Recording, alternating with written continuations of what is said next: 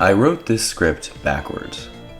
I've been wanting to make a video about Bo Burnham's Inside, and more specifically one of the last tracks in the special, That Funny Feeling, since I saw the special, but I've had a list of about 10 ideas with some amount of script written for each, so I wrote a bit for this video and then shelved it. And last week on my YouTube recommended page, Adventure Time's last song, Come Along With Me, popped up. And whoops, somebody should have warned me that a chemical burn in my eyes would have hurt less than listening to this song, because I broke down and almost died listening to it. The introductory sequence resonated with me in a really profound way, and resonated the same type of idea that Funny Feeling did. This idea that I couldn't quite articulate why I was crying. The characters talk about how powerful music is, and how it can touch us and make us feel in ways that sometimes we don't even really understand. A good song can really wrap people up in a mood, better than any words could. I'm going to try to explain why I cried my eyes out listening to this last song in Adventure Time, and why listening to That Funny Feeling still makes me feel cold and lonely and, well, I don't know. The premise behind this video, more than trying to articulate how I felt consuming two songs that mention how hard it is to articulate the feeling they're describing, is in exploring why consuming media like this makes us feel that way more than any words alone could. It's a simple idea, but one that has really profound consequences. It's why we tell stories in the first place, and why different mediums shake us and speak to us in different ways. So, let's start with Bo Burnham's Inside. In a lot of ways, this is the centerpiece of the special. Lots of the anxieties and little ideas are balled up and giving a common feeling to live under. It's climate change, and the expansive and terrifying internet. It's brand, race, pandemic, discourse, and their intersection. How do you talk about something which, first and foremost, you don't understand and don't know exactly how to engage with? You point to it. We're a clever audience, and if the idea is rich and hard to explain, give us the pieces and let us decide what it means, even and especially if it becomes wildly subjective. And that's what this song does wonderfully. These apparently disassociated ideas next to each other is text. Things change too gradually to meaningfully appreciate how weird they are, so Deadpool knowing that they're in fiction isn't strange on its own. Neither is a meditation app, or female Colonel Sanders. But next to one another, we get this weird picture. There are maybe 6 lines in the song that break the motif of these easily associated ideas and point more clearly and poetically to what this is all about. Between discount Etsy agitprop, a gift shop at the gun range, a mass shooting at the mall, and a book on getting better hand-delivered by a drone, all of which, by the way, are really smart in how simple and familiar they are, and how their association and presentation paints a really clear picture. There are these lines like, that unapparent summer air and early fall. It's of course about the rising mean temperature of Earth, but it's also poetic on its own, articulating this idea not of things changing cyclically, as they always have and will, but of the cycles themselves, the patterns we collectively hold as truth, breaking down. It's a horrifying idea that our cultural and global norm is being destroyed as Earth becomes a place we can no longer habit, but it's also just warm air on today, October 14th, 2021. The world doesn't end overnight, and sometimes all you can do is just sit outside in the breeze and try to wrap your head around what that breeze means. The next line is a quiet comprehending of the ending of it all. It's not just global warming, it's not just COVID, it's not just political polarization, it's everything right now. It's our ripping ourselves apart and watching James Corden to feel better. It's consumer and brand, audience and performer, politician and constituent merge into one horrible organism. The setting and composition here are bare because these ideas don't really need to be substantiated. They need room to breathe. The song is one long shot with a slow zoom in and back out. There's this fire crackling and bugs chirping with a bit of woods projected behind him. But there's also this really careful consideration before we see any of this to present Bo's point of view. Before we even get the effect, we're being yelled at that it isn't real. It's appropriate. We're engaging in meaningful and important discourse, but on Netflix, this is a product we're being sold, articulate and potent or not. It's the Pepsi halftime show, just a bit smarter and more self-aware.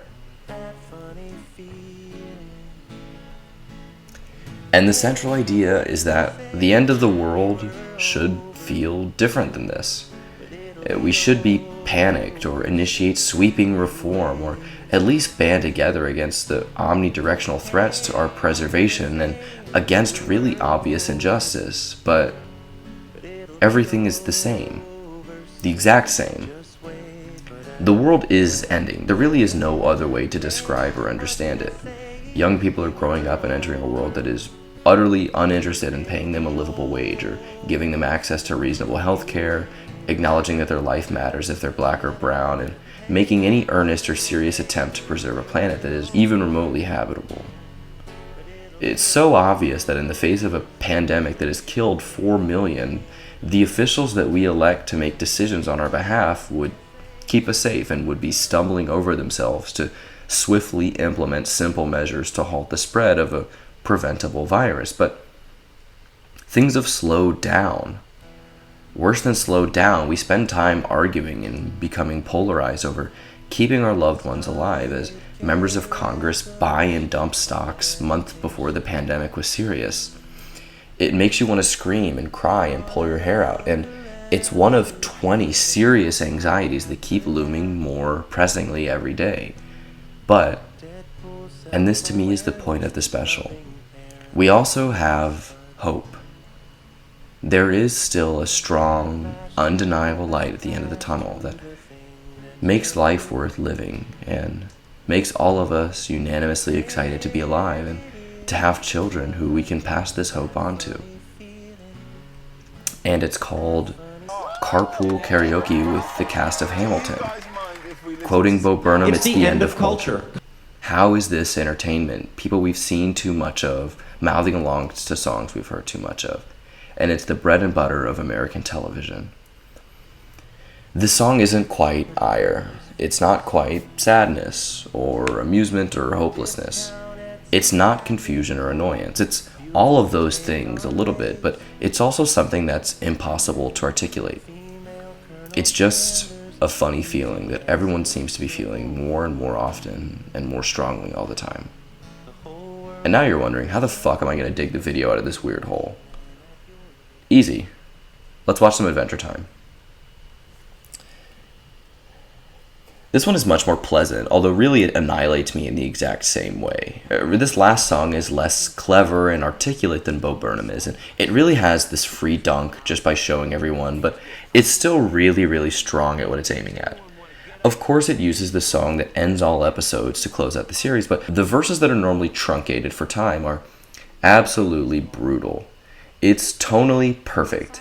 It's light and hopeful with this deep love of being young and silly. It's an ode to childhood and to being childlike into adulthood. How old must the first audience of Adventure Time must have been when they started watching? 10? What a tremendous blessing to grow up with this show and to grow into adulthood with it. The song articulates this best. Maybe by next summer, we won't have changed our tune. We grow up, we grow around the people we love, and meet new loved ones all the time. And they are immortalized in our time with them, in our memories of them, and in the time we're still afforded to spend with them. Maybe by next summer, we'll still want to be with the butterflies and bees. Here's a short anecdote that illustrates why we like these sorts of songs. In 6th grade, right in the period where young boys try to trick themselves into thinking that things they used to like are for kids, I was desperately trying to dress more adult, act more adult, like things that were more adult. I met a boy who was absolutely the most popular in a class who loudly professed that he loved Adventure Time. I pretended to him like I hadn't seen it because I thought it was silly to watch cartoons in the 6th grade, and even being free to admit that I watched it too in front of him, I couldn't make myself. It was much later in my life, being a teenager, that I fell in love with being childlike and having strong interests in things that a 6th grader would call childish. The boy who I thought was so cool for liking Adventure Time was, and is, always a weirdo, and the most staunch believer in himself and his ideas that I've ever met. He's my best friend today, and watching Adventure Time always makes me think of him. It's porosity. Come Along With Me has just enough structure, just enough rigidity to tell you what it's about and make you feel for the characters, world, and premise. And it's just hollow enough to give you enough little pores to attach to make you fill in the rest with how you feel and with your own stories and memories. That's the tremendous beauty of art, that isolated, unconnected experiences can meet in a new plane and can communicate with each other in another body of work.